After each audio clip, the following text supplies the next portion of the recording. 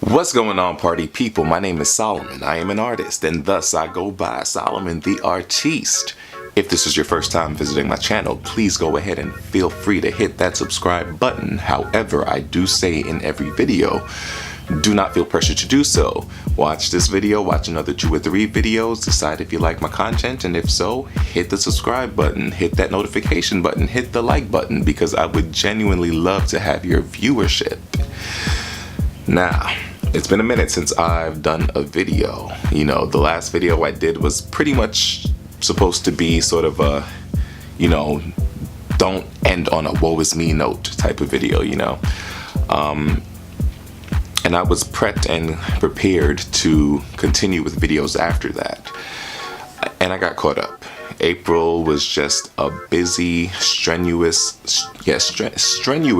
but tremendous month for me. So I don't want this video to be too long, and I feel like every time I say that the video ends up being long, but I might just splice this into a number of videos.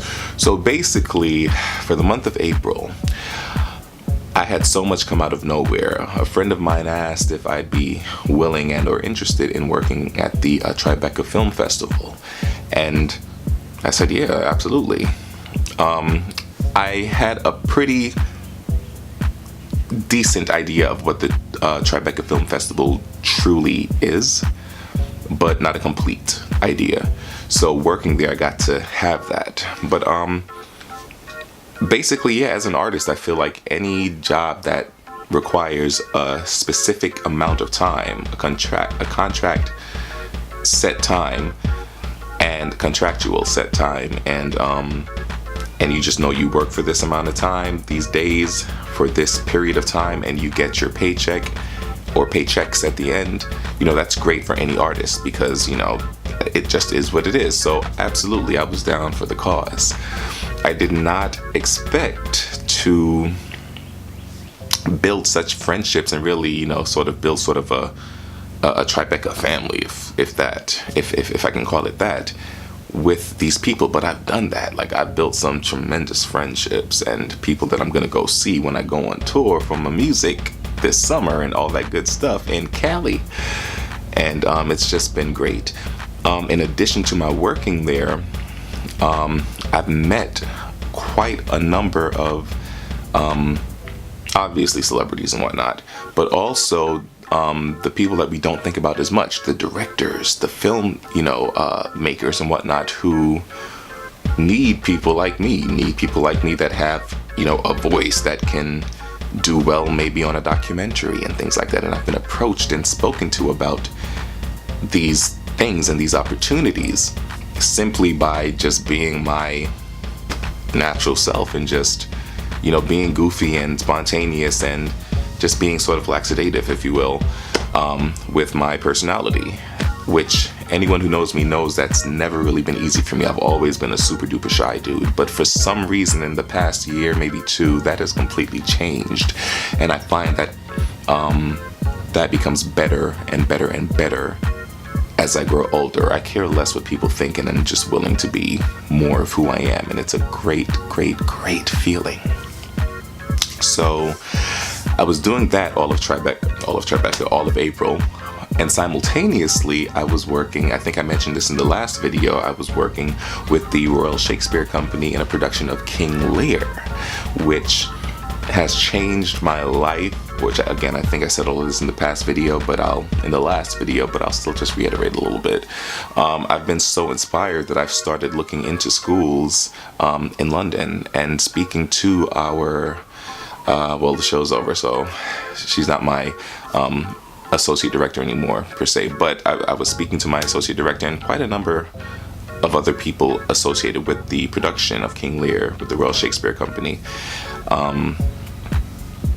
about schooling and everything out there for my MA. And they've given me such great info, and they're so encouraging, and I've had offers to stay with particular actors and whatnot, if and when I do come out there, which says a lot, So yeah, there's that. And, just to show you how the two very different worlds just sort of intertwined, there's a publicist that I met at Tribeca who happened to go and see King Lear. And, I have a haircut right now that's very distinctive. I'm wearing a hat. Well, I wear hats all the time anyway. But basically, like, my whole head is shaved, but I have, like, sort of a patch in the back, a soul patch, so to speak. But really, I'm just kind of bored, and I just figured, I miss my hair. Let me grow a rat tail or something. But at the moment, it's just, a patch, a curly Sue patch that's just there and growing. But the style is just very distinctive because it's like, who really just has a patch on the back of their head? So this publicist, I guess, kind of recognized the patch and just brought up King Lear, essentially asking, are you a part of that? And I said, yeah. And he just began to, congratulate me and to ask me about it, and made it very clear that the part that I was hired into, the community chorus, he felt that the show itself is absolutely great, but that the community chorus, us, I think it's because we were all just so genuinely happy to be there. He said that we just brought like this freshness or something to the show. Like whenever we were on stage, it just looked like we were having fun. And we were ecstatic. We're working with the Royal Shakespeare Company. We're working with Anthony Sher. I've heard people say Sher and I've heard people say Cher. I'm not exactly sure what it is, but regardless, I've shared a stage with Sir Anthony Sher, and you can't tell me anything now. I'm living life. I'm living life, and that's just what it is. But yeah, and ironically, both gigs ended on the 29th of April, which was, it was strenuous. It was strenuous in the sense that I needed to be at work at 8 a.m. I needed to be at Tribeca Film Festival 8 a.m. every day. I live in Queens, so my travel time in the mornings could be anywhere between an hour and 2 hours, depending on how the trains are running. It's New York City, it's the MTA. If you know what I'm talking about, you know what I'm talking about. So you gotta play it safe. Which means that I ultimately had to at least be up by 5:30 to shower and all that good stuff and get out the house and be there on time. And then I needed to be at my call time for King Lear was usually at 6:30, so I would get out of work at 4. But the thing is, I would end up staying past 4 most times because of the way the screenings were set up, which I didn't mind. It's not that serious, But and it kind of worked to my favor because I would basically have to just find a way to pass time until such. Granted, I usually would just go to the dressing room, go to BAM, where King Lear was taking place early, just so that I could just relax and decompress before I go on stage, because I'm one of those people that does not like to get to work, whether it's a survival job or, theater stage, and just, get there and just immediately get into costume, get into makeup if I have to, and just go on stage. I want to zone out so that I can zone in to the show, So it was cool for what it was. So basically, what I'm getting at is that I would basically be up at 5:30 in the morning. King Lear is a 3-hour show. Intermission makes it 3.5 hours. And I would get out at 11. And the travel time home was horrendous because then the trains worked even worse after 11 or really after midnight. And so I often wouldn't get back to Queens until like 2 a.m. And that's not including the time waiting for the bus to get there and all that good stuff. So I often wouldn't get home till 2:30, 2:45, and I'd have to be up again at 5:30 to do the day all over again. And this was a process of 2 weeks. I didn't mind it though, because I was happy to be doing Tribeca because the paycheck was going to be wonderful, and I didn't know what to expect from Tribeca, but it turned out to be so much more than what I expected. Like, I had so much fun working at Tribeca, and I am just looking forward to going back if I'm not already, a superstar by the end of this year, because I'm putting in work. But I'm looking forward to working with my peers again. And the great thing too is that they loved what I did so much that they've actually, a number of people have introduced me to other festivals that I can take advantage of and just introduce myself to and still continue to make money for a period of time, as opposed to, what I used to do, working at Sephora or the Children's Place or whatever, working in retail where, you get a retail job and try to maneuver and punctuate your real career, your real love, your real passion in between the schedule that they give you, I like it better like this. Festivals are not always around, but festivals are always around, if that makes sense. So that was pretty much my April. It absolutely was strenuous, but I've been through worse. I've mentioned a couple of videos before when I got hired to do rent in Cape Cod. I didn't want to give up my job at Sephora at the time. So what I would do is literally drive. I had a car at the time. I would drive to Cape Cod on Sunday nights and be out there Monday morning by 3 o'clock in the morning or so. Sleep, rest, and then go and perform on stage that night. And this would be a Monday, Tuesday, Wednesday performance. Is that it? Yeah. And then Wednesday night, literally I would leave the stage, get off stage at 10:30, 11, and drive back into New York from Cape Cod. That's a 5.5 hour drive. And I would just work Thursday, Friday, Saturday, Sunday. And that was pretty much my whole summer that year, 2014. And that's far worse than having to just wake up and be somewhere at a certain time in the same city and whatnot. So I wasn't complaining. I was always tired, but fortunately King Lear is a show where it wasn't a musical. I didn't have to be concerned with my vocal cords and whatnot.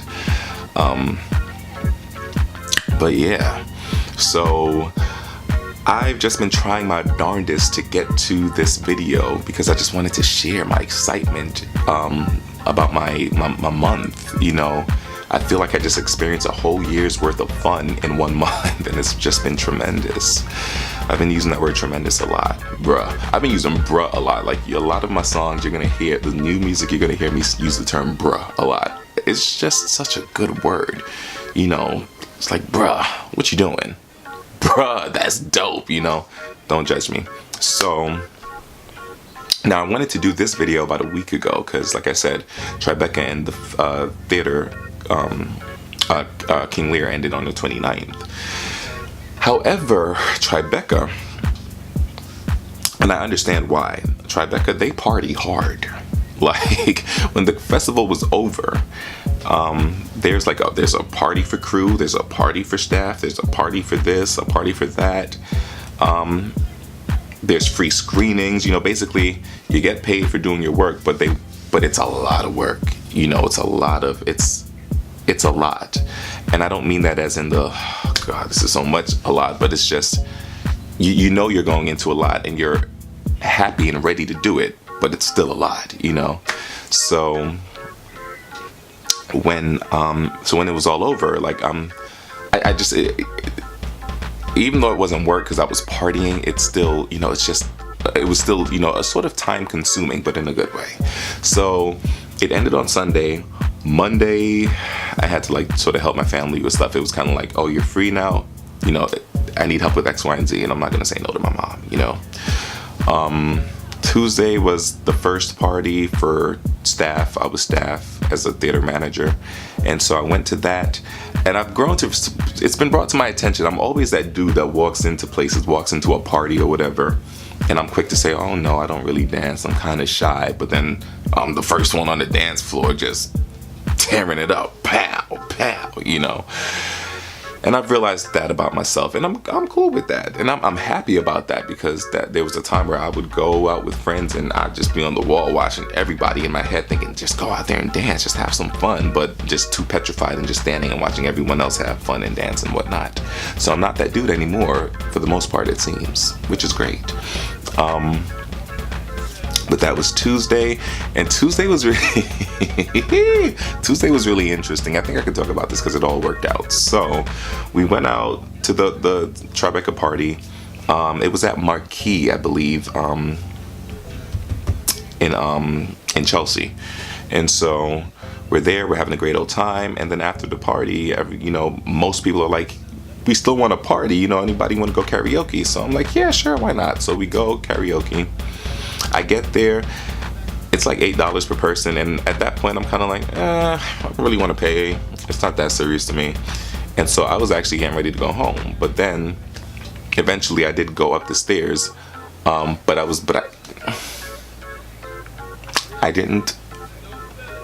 went up the stairs. I'm not even gonna finish that sentence. I don't want to get myself or anybody else in trouble. But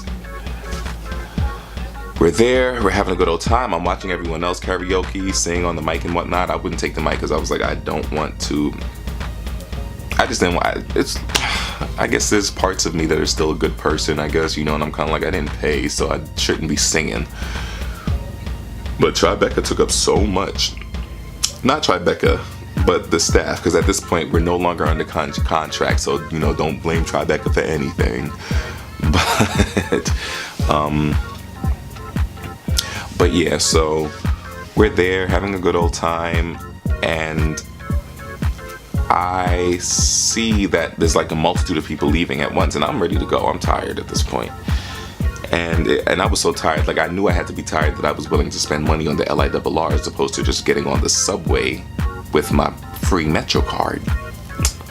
But I ended up taking the subway anyway, because the next bus for me to get to Jamaica wouldn't have been until 3 a.m. till 2:59 exactly from Penn Station, and that means I would have had to wait like about an hour, 10 minutes. I wasn't about that life by any means. So that's that. A lot of stuff went on with karaoke, and I don't want to get into too much detail because, yeah, I know I said it like it's fine, everything worked out, but I'm just not going to get into too much detail. Point is, we went karaokeing, a lot of stuff went down, and I got out in time, and a few other people, let's just leave it at that. So, that happened. Wednesday, I had stuff to do. I did stuff. And there's some stuff going on in my household, so I got caught up doing some stuff again. And then Thursday was the crew party. Now the crew party was dope. Now, because their party was at, where was it? It was by the pier at, I can't remember the name of the bowling alley, but it was out there. And they just shut down the whole place for the crew. Like, it was free bowling, free food, free booze. The music was popping. Everybody was happy to see everybody. I was Mr. Popular. Like, my crew loved me. But I think it's because, like, I just wasn't very harsh or strict or whatever. I went into this was like my first technical time of managing, people. I've been a manager of a storefront, and this was like in 2015. But it's, so I had that experience, but I didn't have necessarily the experience of managing folk. And so, yeah. Oh, I might, where are we at? We're at 18 already? Nah, I'm gonna end this here, because basically the whole point of this video is just to say I'm here. I'm sorry I disappeared for a minute, but it wasn't because I was lazy. It's because I was working and getting this money. And and so, yeah, so I'm gonna end this here, and then I'm gonna do another video right after this. So if you see me again in this hat and shirtless, it's because it's back to back. Don't judge me, don't judge my life. You don't know my life. But with that said, thank you for watching. God bless.